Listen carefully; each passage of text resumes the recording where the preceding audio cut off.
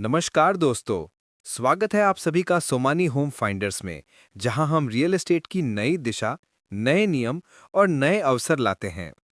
आज हम बात करने जा रहे हैं एक गुजारिश मामले की, पॉलिसी दृष्टि से, यानी उस नई उत्तर प्रदेश सरकार की मिश्रित भूमि उपयोग नीति की, जो अब चौड़ी सड़कों 18 मीटर, 24 मीटर, 45 मीटर पर स्थित रेजिडेंशियल प्लॉट्स को कमर्शियल एक्टिविटी के लिए खोल रही है। नीति क्या कहती है? अब यदि आपका प्लॉट किसी प्रमुख सड़क पर है, जैसे 18 मीटर या उससे अधिक चौड़ी सड़क वाला रोड, छोटे शहरों में, या 24 मीटर या उससे ऊपर चौड़ी सड़क 10 लाख प्लस आबादी वाले शहरों में, तो उस प्लॉट का कुछ हिस्सा कमर्शियल उपयोग के लिए खुल गया है। इस अनुमति के तहत आप कुल बिल्टअप एरिया का 49% तक कमर्शियल यानी रिटेल, ऑफिस, सलून, बैंक आदि उपयोग कर सकते हैं, बशर्ते 51% हिस्सा रेजिडेंशियल ही बना रहे। इससे पहले ये अनुमति काफी सीमित थी, मुख्यतः अस्पताल, लैब, बैंक जैसी सेवाओं तक।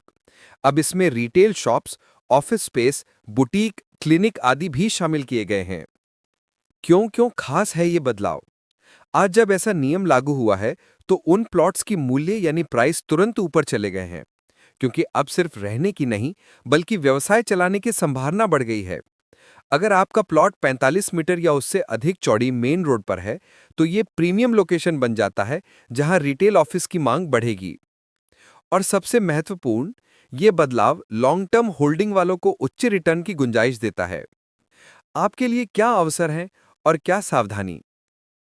आपके पास 18 मीटर या 24 मीटर सड़क फेसिंग रेजिडेंशियल प्लॉट है, तो ये अब सिर्फ घर का प्लॉट नहीं, बल्कि हाइब्रिड इन्वेस्टमेंट बन गया है।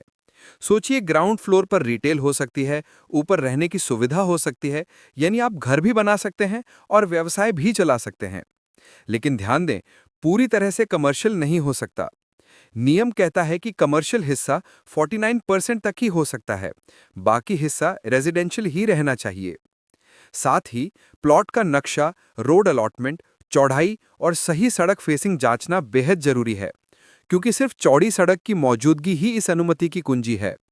और अगर आपका प्लॉट 45 मीटर मेन रोड या एक्सप्रेसवे बेल्ट पर है, तो उस प्लेटफॉर्म पर आने वाले वर्षों में कमर्शियल रेंटल इनकम और प्राइस अपसाइड दोनों की संभावना तेज होगी। भविष्य का परिदृश्य।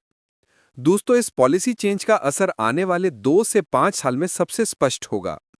जैसे जैसे infrastructure, metro, expressway connection, airport link road पूरी होगी, वैसे वैसे ये चौड़ी सड़कें स्ट्रैटेजिक कमर्शियल कॉरिडोर बन जाएंगी।